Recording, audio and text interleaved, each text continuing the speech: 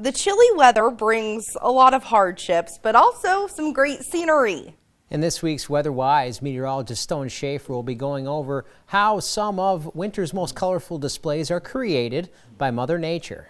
First off, I wanted to give an example of some of those colorful displays that we can see. Here near Berthold, we see sundogs, we see a sun pillar, and even a sun halo starting to form around the sun. Again, we're going to talk about how those form. So to start off, I want to look at that sun halo, and that's that line that you see, or that circle that you see around the sun, not only here in the winter, but you can also see it in the summer, and that's because it's where light refracts off of ice crystals present in a thin veil of cirrus clouds. So we can have those form in the summertime. Your surface might be warm, but the atmosphere is cool and allows for sun halos to form all around the year, but maybe most commonly seen in the fall and the spring where we see those colder temperatures in the atmosphere. We also get sundogs. How do those form?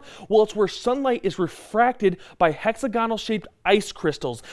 That light hits the ice crystals, refracts at an angle about 22 degrees as it passes through the ice and comes in contact with your eyes, creating that formation around the sun and that illusion that we know as sundogs that you can see, especially here in North Dakota, around a winter time. And now we talk about sun pillars. This is a whole different way to form, and this is off reflection, and you'll see these as the sun starts to set or rise, and it's going to usually be a beam that shoots off into the atmosphere above the sun. You can also see these off of lamp posts and off of city lights as you head outside of Minot in Bismarck, especially at this time of year. And again, they form with reflection, and there is a difference here. Refraction is the change in direction of a light wave due to the change in its speed, creating that color component, and those color components are created when the light is refracted inside of that ice or water droplet, which we have in the atmosphere at this time of year. And then we also have reflection, again, is different, which we get sun pillars,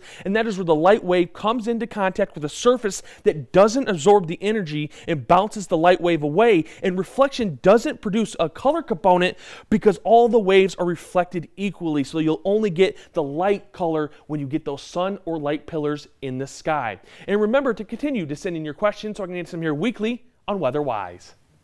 You can do that by going to kxnet.com, clicking on Weather, then Weather Wise. There you'll see a link that lets you submit a question.